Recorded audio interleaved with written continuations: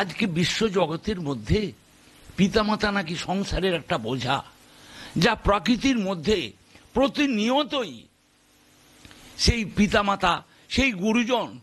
ঠাকুর বলছেন, ঘরের দেবতাকে ফেলে তোরা হাজার মন্দিরে দৌড়দৌড়ি করিস মনি, এটা আমার ভালো লাগে না।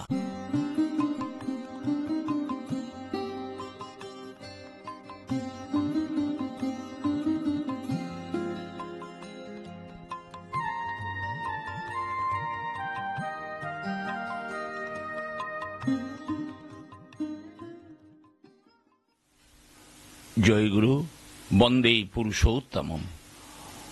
পরম প্রেমময় শ্রী শ্রী ঠাকুর অনুকূল চন্দ্রের মানুষের মনুষ্যত্বের ভিত কেমন করে আসে, মানুষ আচার্য গুরুকরণের জন্য মানুষ সবসময় উন্মুক্ত, কিন্তু জন্মাইলেই তাকে মানুষ বলে না। মানুষের মনুষ্যত্বের ভিত কেমন করে আহরণ করে মনুষ্যত্ব জীবনকে বিকশিত করে তোলা যায়, পরম প্রেমময় শ্রী শ্রী ঠাকুর অনুকূল চন্দ্র সেই বিধি বিধানগুলি তুমি ইষ্টের অর্থাৎ আচার্যের সুসংযত হয়ে ওঠো, নবীন জীবন লাভ করো, তার প্রতি শ্রদ্ধা উচ্ছল অনুবেশনী অনুচর্যায়, তারই মনজ্ঞ আত্মবিনয়নে অনুশীলনী তৎপরতা নিয়ে এমনি করেই আচার্য দেব ভব আর এমন্ত্র হয় প্রাপ্তির জননী। ধৃতি বিধায়না 141 পৃষ্ঠা। আচার্যের নিয়ম নীতিগুলি তুমি কেমন করে পালন পোষণের মধ্যে দিয়ে মানুষের যে মনুষ্যত্বের ভিত হয়, নিজে যেমনিভাবে আহরণ করবে, সেইটি সমাজে পরিবেশে প্রত্যেকের কাছে, যেমন ধরুন স্ত্রী লোকের যেমন দুটি স্বামী হয় না, দুটি স্বামী মানে ব্যভিচার, ব্যতিক্রম দুষ্ট হওয়া, পুত্র আত্মনিয়ন্ত্রণকে বিক্ষুব্ধ ও দুষ্ট করে তোলা, তেমনি নারী হোক আর পুরুষই হোক, কারো সদ্গুরু বা আচার্য দুজন হয় না। আজকে আমরা আমাদের মনোমত কামনার দ্বারায়, বৃত্তি প্রবৃত্তির লালসায় আমরা গুরু ধরেছি, কিন্তু তার কথাগুলি অগ্রাহ্য করে মান্যতা না দিয়ে আমরা বহু দেব দেবী, হাজারো দেব দেবী নিয়ে আমরা ব্যস্ত থাকি, যার জন্যে এই লোভ লালসার জন্য, এই প্রবৃত্তি কামনা বাসনার জন্য আমি যে একজন মানুষ, আমার যে একটা জীবন সত্তা আছে, সেটা কিন্তু আমরা হারিয়ে ফেলি। এই যে ধরাধামে তিনি আমাকে পাঠিয়েছেন, আমার করণীয় কি, এগুলি মানুষের একান্ত প্রয়োজন। সেই জন্যেই জন্মাইলে যেমন মানুষ হয় না, মানুষের মধ্যে ঠাকুর বলছেন বোধ, বিচার, বিবেচনা, বিবেক, বুদ্ধি এগুলি সঞ্চারণ করে সংসার জীবনে নিয়ত প্রতিপালন করার নামই কিন্তু ধর্ম। সেগুলি আমরা না করে বিকেন্দ্রিক, বিকৃতি ও ব্যতিক্রমে নিজেকে দুষ্ট করে তোলা, আত্মনিয়ন্ত্রণী অনুধাবন ও অনুচলন ও বিন্যাস বর্ধনায় বিসদৃশ্য বিক্ষোভী সৃষ্টি করে তোলে। 148 পৃষ্ঠা আদর্শ বিনায়ক।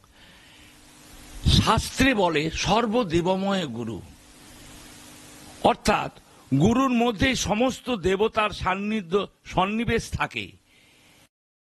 একেই যে বহু হয়ে আছেন তা সর্বময় এক যিনি, তার শরণাপন্ন হতে হয়। কিন্তু এই বিশ্বাসটা, স্বয়ং তিনি সৃষ্টিকর্তা, হাজার যত দেব দেবী চাই আমরা পোষণ পালন করে চলি না কেন, সব যে তাঁরই সৃষ্টি। সেই জন্যই বলছেন তিনি, একেরই যাতে চরম হয় তাই করো, সব রক্ষা পাবে। কিন্তু সেই এককে বাদ দিয়ে যখন আমরা বৃত্তি প্রবৃত্তির লালসায় মশগুল হয়ে উঠি, তখন কিন্তু গুরু কষ্ট পান এবং তিনি দুঃখ করেন। যেমন তার উদাহরণ একটি, আজকে সংসারে এসেছি, আমি এসেছি, কে আমাকে এই ধরাধামে নিয়ে এসেছেন? আমাদের পিতা মাতার, তাদের এর মধ্যে দিয়েই আমাদের সন্তান সন্ততিতে জন্ম হয়। কিন্তু আজকে সেই সন্তান সন্ততিরা, যে পিতামাতা আমাকে সৃষ্টি করে আমাকে সংসার জীবনে এনেছেন, তাদেরকে আমরা ভুলে যাই, তাদেরকে আমরা অবজ্ঞা অবহেলা করি।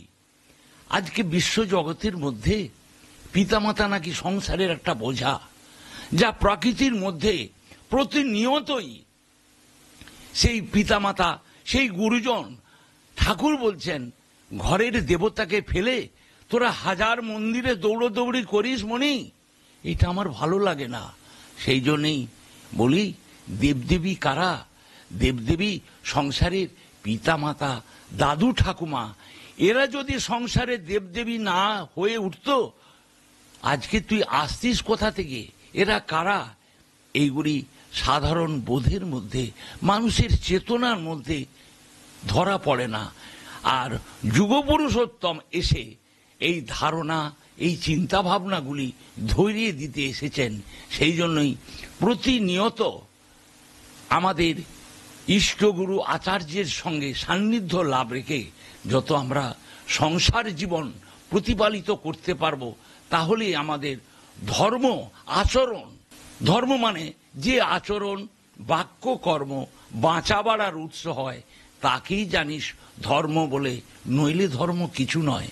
আমরা ধর্ম করছি, ধর্ম মানেটা ঠাকুর পরিষ্কার করে বলে দিলেন, বাঁচা বাড়ায় ধর্ম। বাঁচতে আমরা সবাই চাই, কিন্তু ঠাকুর বলছেন নিজে বাঁচো, অন্যকে বাঁচাও। আজকে বিশ্বজগতে শুধু নিজে বাঁচবো, কেউ আমার বাঁচুক না বাঁচুক, এটা অধর্ম, এটা করা যাবে না। যার জন্যই আমাদের সংসার আজকে বড় এলোমেলো। আমরা ভাই ভাইকে চিনি না, পিতামাতার থেকে দূরত্ব বজায় করে চলি। সংসার জীবন আমরা যে সুখের করতে পারি তা নয়। ঠাকুরের অনেক বিধিবিধান আছে, সেই বিধিবিধান আমরা মেনে সংসার জীবন করেও আমরা কিন্তু আজকে স্বস্তি, শান্তি, আনন্দ, সুখের অধিকারী হতে পারি না। সেই জন্যই পরম পিতার কাছে একান্ত প্রার্থনা, হে দয়াল, তোমার ইচ্ছাই পূর্ণ হোক। জানি না কিসে আমার মঙ্গল, তুমি আমার মঙ্গলময় হয়ে উঠে আমাকে তোমার করে নাও। এই সংসার তোমার উপরেই, আমার উপরে নির্ভর করে থাকলেও যেন সেই সংসারের মধ্যে তোমার চিন্তাগুলি, তোমার চয়নগুলি আমি তাদের চেতনার মধ্যে, তাদের ভাবধারার মধ্যে, সন্তান সন্ততির ভাবধারার মধ্যে যদি গোছায় দিতে না পারি, আমি সব পেয়েও সব আমি হারালাম।